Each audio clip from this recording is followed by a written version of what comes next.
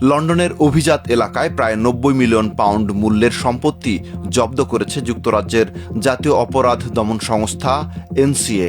এই সম্পত্তি বাংলাদেশি অর্থমূল্যে প্রায় ১,৫০০ কোটি টাকার। সম্পত্তিগুলো বাংলাদেশের ক্ষমতাচ্যুত প্রধানমন্ত্রী শেখ হাসিনার ঘনিষ্ঠ আহমেদ শায়ান রহমান ও তার চাচাতো ভাই আহমেদ শাহরিয়ার রহমানের। এই সম্পদ তারা বিক্রি করতে পারবেন না। এই সম্পত্তিগুলোর মধ্যে রয়েছে লন্ডনের অভিজাত গ্রোসভেনর স্কয়ারে অবস্থিত অ্যাপার্টমেন্ট। ২৩ মে শুক্রবার গার্ডিয়ানের এক প্রতিবেদনে এ তথ্য জানা যায়। আহমেদ শায়ান রহমান ও আহমেদ শাহরিয়ার রহমান যথাক্রমে সালমান এফ রহমানের ছেলে ও ভাতিজা।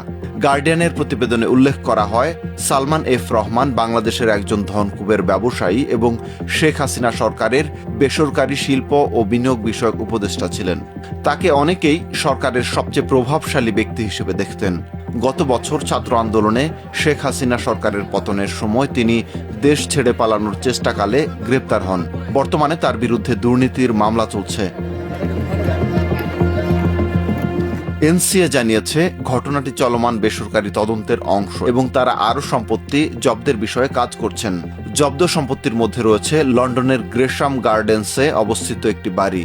সেখানে শেখ হাসিনার বোন ও সাবেক ব্রিটিশ মন্ত্রী টিউলিপ সিদ্দিকের মা শেখ রেহানা বসবাস করেছেন বলে জানিয়েছে ফিনান্সিয়াল টাইমস। এই সম্পত্তির দাম ৭.৭ মিলিয়ন পাউন্ড। বাংলাদেশের অন্তর্বর্তীকালীন সরকার শেখ হাসিনা ও তার ঘনিষ্ঠদের বিরুদ্ধে তদন্ত করছে। এরই অংশ হিসেবে টিউলিপ সিদ্দিকের বিরুদ্ধে গ্রেপ্তারি পরোয়ানা জারি করা হয়েছে। দুর্নীতির অভিযোগ ওঠার পর তিনি যুক্তরাজ্যের সিটি মন্ত্রীর পদ থেকে সরে দাঁড়িয়েছেন। তবে তিনি সব অভিযোগ অস্বীকার করেছেন।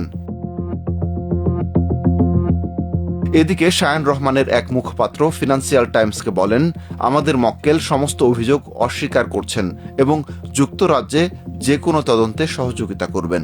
তিনি আরও বলেন, বাংলাদেশে বর্তমানে রাজনৈতিক অস্থিরতা চলছে এবং সেখানে শত শত ব্যক্তির বিরুদ্ধে অভিযোগ আনা হচ্ছে। আমরা আশা করি যুক্তরাজ্যের কর্তৃপক্ষ এই বিষয়টি বিবেচনায় নেবে।